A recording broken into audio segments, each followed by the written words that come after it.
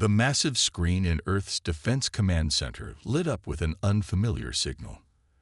Admiral Marcus Reed stood straight, his weathered hands clasped behind his back as he watched the alien transmission materialize. After decades of wondering if humanity was alone in the universe, they finally had their answer. The being that appeared on screen had gray skin and wore ornate robes decorated with symbols of authority. Its 4 eyes blinked in sequence as it began to speak, the universal translator working overtime to convert its complex language. "People of Earth," the alien said, "I am Lord Grey, representative of the Galactic Empire. Your world now lies within our expansion zone. You will surrender your independence and integrate into our society. This is not a request." Admiral Reed's jaw tightened, but he kept his voice steady.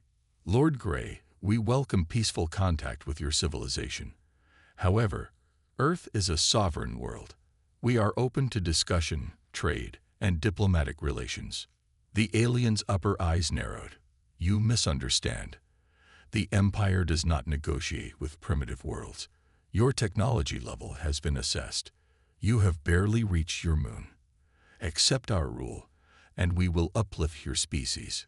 In the background, technicians were already analyzing the transmission, mapping the signal's origin. Reed could see the massive Empire ships at the edge of their solar system. They were beautiful in a terrible way.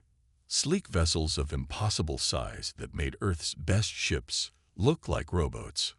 "Lord Grey," Reed said carefully, "I strongly advise you to reconsider. We have no wish for conflict, but if forced, we will defend ourselves." A sound came through the translator that might have been laughter. "Defend yourselves. With what? Our scans show your weapons are primitive. Your ships use chemical rockets. You have no energy weapons, no faster-than-light travel. What defense could you possibly offer?"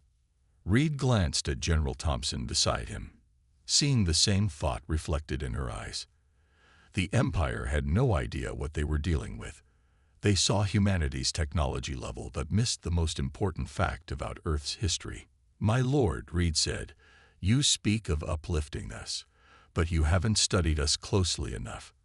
Do you know how many wars humanity has fought? Do you understand what it means that our technology developed through conflict? All species have their tribal conflicts." Lord Grey dismissed the concern with a wave of his hand. "The Empire brings peace through unity. Your warriors will learn to serve a greater cause." Reed shook his head. "You don't understand. We've had over 15,000 wars in our recorded history alone. We've developed weapons you can't imagine. Not because we wanted to, but because we had to. Every piece of technology we own has been shaped by warfare." For the first time, Lord Grey showed a flicker of uncertainty. 15,000. Wars? That's not possible. No species could survive such conflict. "We did more than survive," Reed said quietly. "We mastered it. Even now, your scans are missing most of our military capabilities. We keep them hidden, not out of fear, but out of responsibility. War is in our blood, Lord Grey. It's in our history, our technology, our very way of thinking. We've spent centuries learning to control it, to channel it, to use it only when necessary." The alien leader's expression was unreadable. "You threaten the Empire with primitive weapons." "No," Reed's voice carried the weight of centuries of human conflict. "I'm warning you. We don't want war. We've seen too much of it. But if you force us to fight, you will learn why we work so hard to maintain peace. Every weapon we have was built on lessons learned in blood. Every strategy we know was perfected through countless battles. We're not threatening you. We're trying to protect you from what we can do." Lord Grey's image flickered as he processed this. The Empire does not bow to threats from primitive worlds. You have one planetary rotation to surrender. After that, we will demonstrate true power. The transmission cut off, leaving the command center in silence. General Thompson turned to Reed. "They're not going to listen, are they?" Reed shook his head slowly. "No. They see our technology and think they know what we're capable of. They don't understand that humanity's greatest weapon isn't our technology. It's our experience. He turned to the communications officer. Send the warning message to all Empire frequencies. The one we prepared. Across space, on every Empire channel, a simple message began to play. You've never had war with humans before. For your own sake, run. The Earth Defense Council chamber was silent as Admiral Reed played back the Empire's message.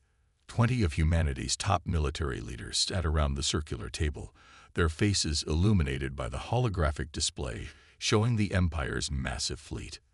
They'll attack at dawn, Reed said, switching the display to show Earth's defensive positions, and they expect us to fall within hours. General Thompson stood up, her combat medals catching the light. Then they know nothing about human warfare. Admiral, what's our status?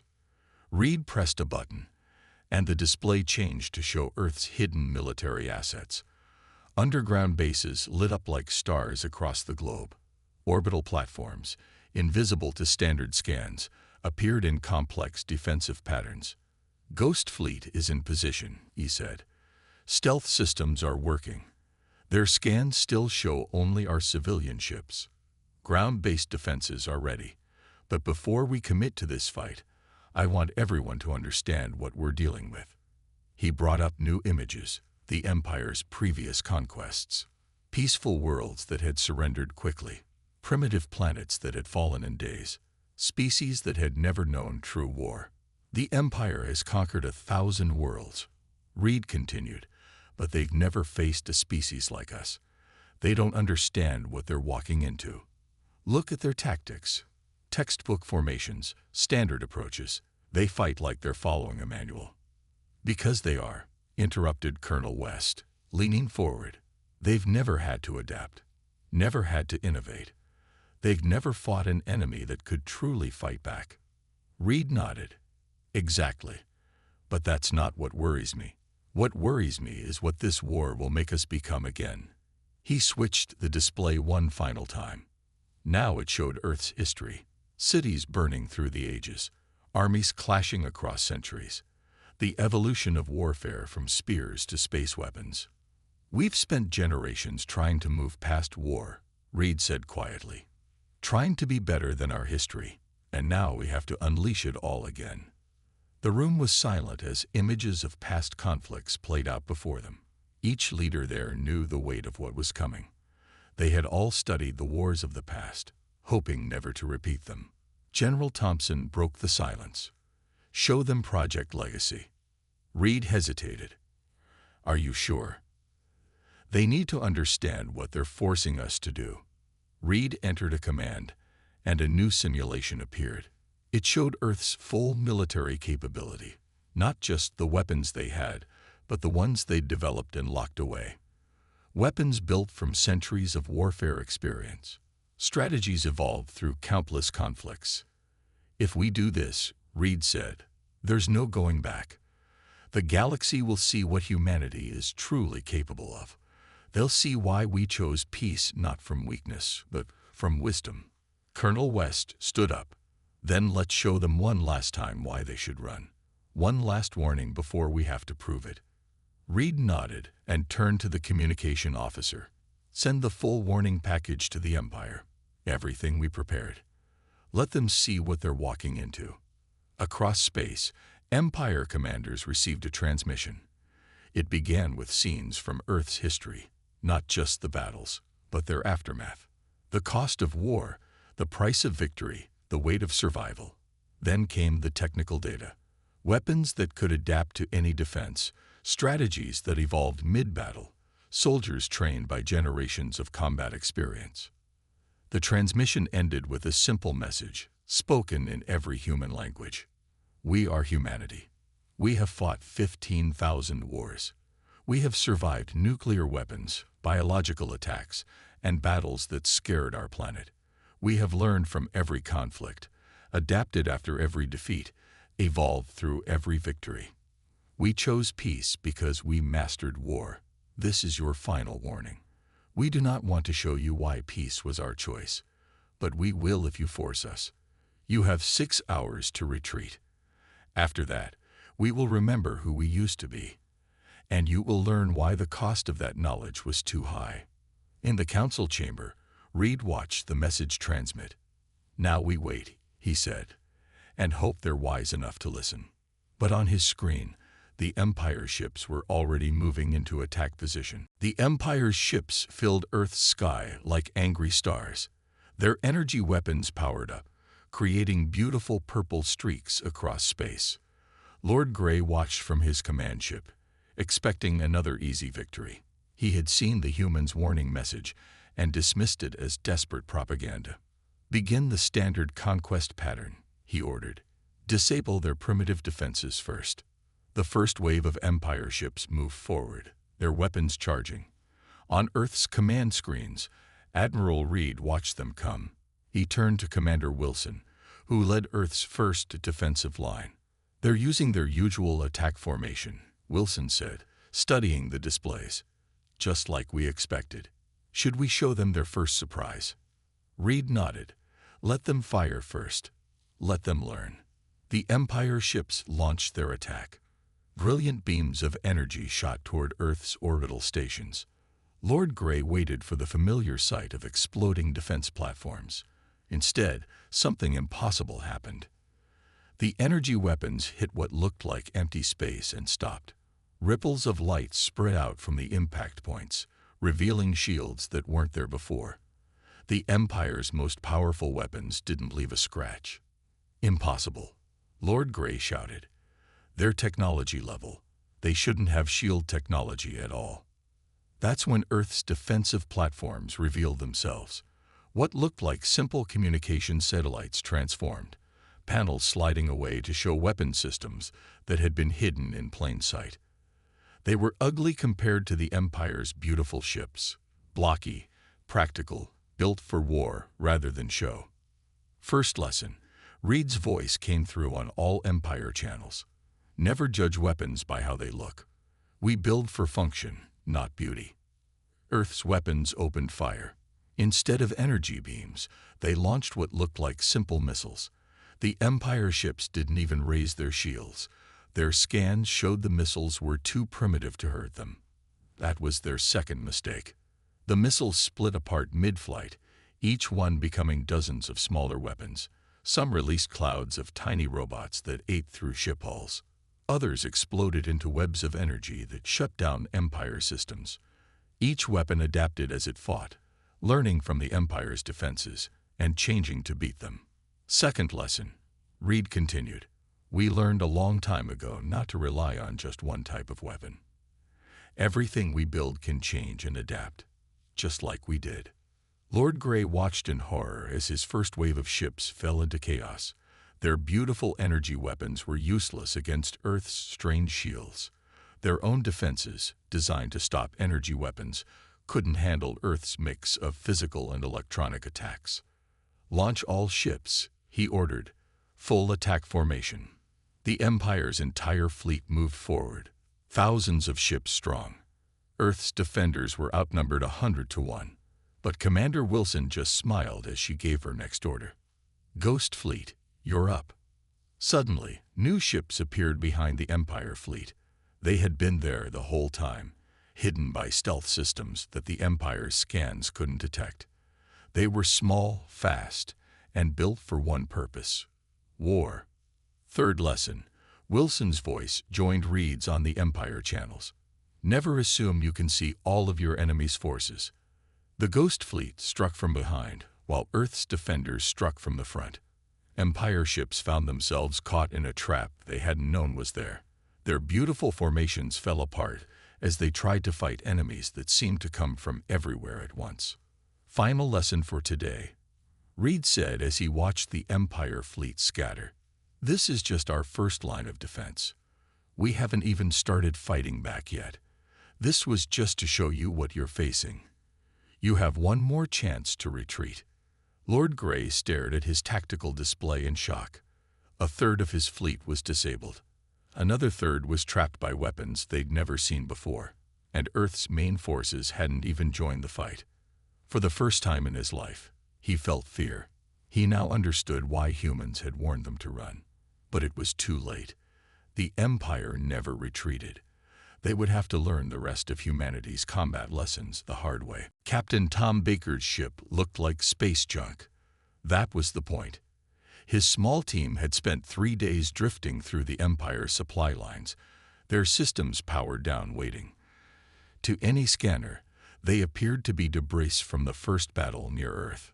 Target in range, his second-in-command whispered, though there was no need to whisper in space. Old habits died hard. Through their view screen, they watched an Empire supply ship approach. It was massive, carrying fuel and ammunition for the Empire's main fleet. It had shields, of course, but only basic ones. The Empire never expected anyone to attack their supply lines this deep in their territory. They still haven't learned, Baker said quietly. Big ships, predictable routes, minimal escorts. Start the clock. His ship's systems came to life, but not all at once. They powered up slowly, system by system, looking like random energy fluctuations in the debris field. The Empire ship didn't notice. Lesson time, Baker said to his crew. Let's show them why humans invented convoy raids. Their ship shed its debris disguise. Before the Empire vessel could react, Baker's team had attached themselves to its hull like a remora on a shark. Their cutting tools, designed to adapt to any material they encountered, began opening a hole in the Empire ship's armor. The Empire crew never even had a chance to send a distress signal. In the Earth Defense Command Center, Admiral Reed watched dozens of similar operations taking place across Empire space. Small human ships striking from nowhere, taking down targets, and vanishing again. Report from Captain Baker, a communications officer announced. Supply ship captured. Crew contained. Intel packet incoming. Reed nodded. Each captured ship provided more information about Empire technology, tactics, and protocols. Information that human forces use to become even more effective. How many supply ships have we taken now? General Thompson asked. 47 in the past week, Reed replied. The Empire still hasn't changed their supply routes. They don't understand asymmetric warfare. They keep expecting us to fight big battles. On his display, another dot vanished as another Empire supply ship went dark. Their massive war machine was starting to sputter as its supply lines were cut one by one. Lord Grey was furious. He stood in his command center, surrounded by reports of missing ships and failed operations. How? He demanded. How are they striking everywhere at once? Their ships can't be that fast. His tactical officer, looking nervous, brought up a new analysis. Sir, they're not using speed. They're using human warfare techniques we've never seen before. Guerrilla tactics, they call them. Small units operating independently, striking weak points, avoiding direct combat. But that's not how war is fought. Grey slammed his fist down. Where are their fleets? Where are their armies? How can they hurt us so much with such small ships? Sir, another officer spoke up. Intelligence has finished analyzing their historical records. You need to see this. The display showed scenes from human history, small bands of fighters defeating larger armies, supply line raids crippling mighty war machines, resistance movements surviving against overwhelming odds. They'd been fighting like this for thousands of years, the officer explained. Every time a smaller human force faced a larger enemy, they developed new ways to fight. They don't need big fleets. Their whole history has taught them how to win without them. Grey watched as another supply ship dropped off his tactical display. Send out escorts with every ship. Change all supply routes. Increase security. But he knew it was too late. His mighty fleet was already starting to starve, running low on fuel and ammunition. And somewhere out there, more human ships were waiting, hidden in the darkness, ready to strike. How do you defeat an enemy, he wondered aloud, who has spent thousands of years learning to be invisible until it's too late? Lord Grey stood before the Empire's High Council, his normally perfect uniform wrinkled from sleepless nights. The massive chamber was silent as he played the latest battle footage. On the huge screens, human ships danced through Empire formations, turning their perfect military patterns into chaos. 3 weeks, Gray said, his voice hollow. In just 3 weeks, they've disabled a third of our fleet, captured 40% of our supply ships, and forced us to withdraw from 12 sectors. The council members watched as a small human vessel, no bigger than a transport ship, took down an Empire battlecruiser. The human ship changed its attack pattern mid-fight, adapting to the battlecruiser's defenses in real time. We found this in their historical records. Gray continued, changing the display. Now it showed ancient human battles, armies adapting, changing tactics, learning from each defeat until they found a way to win. Every war they fought taught them something new. Every battle made them stronger. An older council member leaned forward. Surely they can't have fought that many wars. Our analysis said they were primitive. Gray laughed, but there was no humor in it. Primitive. We thought they were primitive because they hadn't spread across the stars, because their ships looked simple, because their weapons weren't as beautiful as ours. He paused, letting the battle footage play again. We were wrong. They hadn't spread across the stars because they were too busy learning how to fight. New images appeared on the screen. Human weapons adapting to Empire shields. Human tactics changing faster than Empire commanders could respond. Human ships appearing from nowhere, striking and vanishing again. Look at their weapons, Gray pointed. They're ugly because they're pure function. No waste, no show. Just war machines built by people who've spent thousands of years learning how to fight. He switched to another display. Look at their tactics. They don't follow any pattern because they know patterns can be predicted. They change everything about how they fight, every single battle. The council chamber was silent as they watched more footage. Empire ships, brand new and beautiful, falling to human weapons that looked like they were cobbled together from spare parts. Empire formations, perfected over centuries, being torn apart by human ships that refused to follow any predictable pattern. We're not losing because they're stronger, Gray said quietly. We're losing because they know war in a way we never have. Every defeat teaches them. Every victory shows them something new. They've turned warfare into a science, an art, and a way of survival all at once. He brought up the humans' original warning message. Run. They weren't threatening us. Gray realized aloud. They were trying to protect us. From themselves. From what they can do. From what we forced them to remember. A junior council member spoke up. Then we'll adapt too. We'll learn their tactics, copy their weapons. Gray shook his head. You don't understand. While we've been trying to learn their tactics, they've already developed new ones. Every time we copy one of their weapons, they reveal 3 more we didn't know about. They're not fighting with just their weapons and ships. They're fighting with the combined knowledge of thousands of years of warfare. The chamber erupted in argument, but Gray wasn't finished. He played one final piece of footage. It showed Earth's orbital defenses, the ones they'd thought were their main protection. Behind them, hidden sensors had detected something much larger. Something that made even Gray's blood run cold. That, he said, pointing to the massive readings, is their real fleet. The one they didn't want to use. The one they were trying to warn us about. He looked around the chamber. Everything we've faced so far. Those were just their defensive forces. Their way of trying to stop us without revealing their full strength. The council chamber went completely silent as the implications sank in. They hadn't just started a war. They had awakened something that had mastered warfare long ago, something that had tried to warn them away. And now it was too late to run. Admiral Reeves stood on the bridge of the Earth flagship Remembrance as humanity's real fleet revealed itself. Ships emerged from hidden docks across the solar system. They weren't beautiful like Empire vessels. They were built for war, angular, heavily armored, bristling with weapons that could adapt to any defense. Operation Thunderbolt is go, Reed announced across all channels. All ships, execute your orders. The human fleet moved with practiced precision. Not in the rigid formations the Empire used, but in fluid, ever-changing patterns. Each ship captain knew their role but could adapt instantly if needed.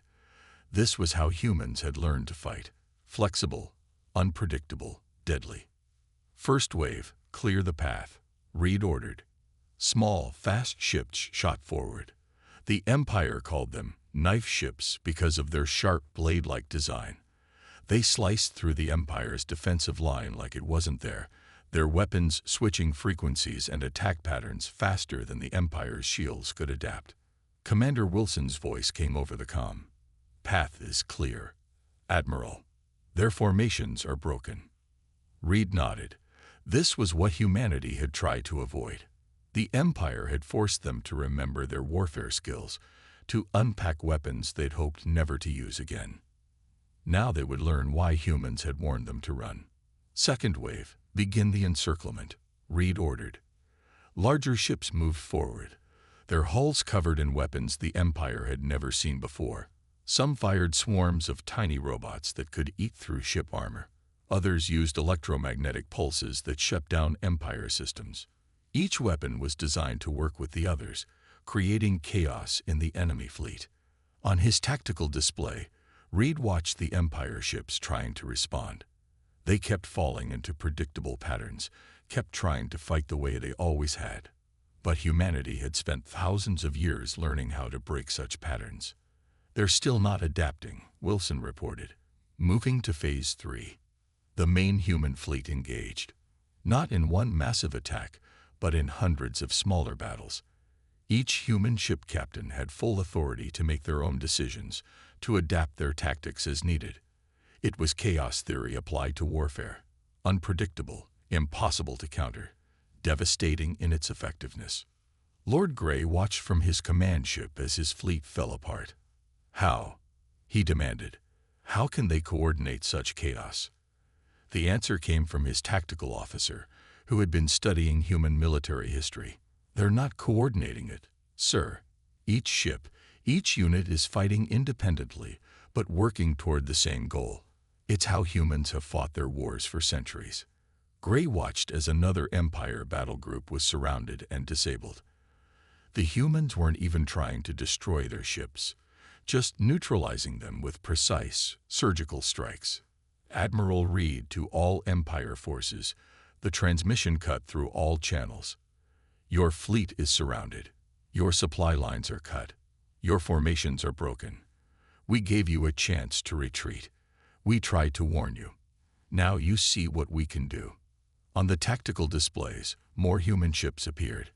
They had been hiding behind moons, in asteroid fields, in places the Empire's scanners never thought to look. This wasn't just a fleet. It was humanity unleashing everything they had learned about warfare. Last chance. Reed's voice was firm, but not threatening. Surrender now, and we can end this without further loss of life.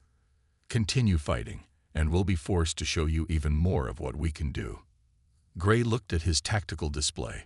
70% of his fleet was disabled or surrounded. The rest were scattered, their perfect formations shattered by human attacks they couldn't predict or counter. How much more? He wondered aloud. How much more could they possibly have? The answer came as new readings appeared on his screens. Behind the human fleet, even more ships were emerging. Bigger ones. The ones humans had truly hoped never to use again. And Grey finally understood. They hadn't even started fighting at full strength yet. The peace conference room on neutral ground was nothing like the Empire's grand halls. It was simple, practical, like everything humans built. Lord Grey sat across from Admiral Reed, both leaders watching each other carefully. The space battle had ended 3 days ago, after the Empire finally called for peace. You could have destroyed us, Grey said quietly. Why didn't you? Reed's face showed no pride, no triumph. Only a deep weariness that came from knowing too much about war. Because that's not who we're trying to be anymore. We warned you to run because we didn't want to show you what war has taught us. On the screens around them, the final battle statistics told the story. 80% of the Empire's fleet disabled but not destroyed. Supply lines cut. Communications disrupted. A complete victory achieved with minimal loss of life. Our analysts finally understand what we were facing, Gray admitted. Your weapons, your tactics, they're not just technology. They're the result of thousands of years of warfare, each one built on lessons learned in blood. Reed nodded. Every weapon we used against you was designed to end fights quickly, to disable rather than destroy. Because that's what we learned from all our wars. The goal isn't to kill. It's to win while preserving as much life as possible. A junior Empire officer brought in new reports. More Empire worlds were calling for peace, having seen how easily humans had defeated their best fleets. Some were even requesting human military advisors, hoping to learn from Earth's experience. You could demand anything from us now, Gray said. Take control of the Empire. Force us to submit. Reed shook his head. That's not what we want. We want peace, real peace, not just the absence of war. We want trade, cultural exchange, mutual growth. We've learned too much about war to want more of it. He stood up and walked to a window overlooking the conference station. In the distance, human ships worked alongside Empire vessels, helping repair the damage from the battles. Look at them, Reed pointed. Your ships are beautiful, built by people who rarely had to fight. Ours are ugly, built by people who had to learn warfare the hard way. We don't want your worlds to have to learn what we know.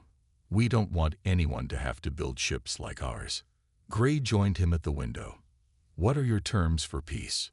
Simple ones, Reed replied. Independence for Earth and any world that wants it. Free trade and cultural exchange. And one more thing. He turned to face Gray. We want to help the Empire learn from our history, so no one has to fight these wars again.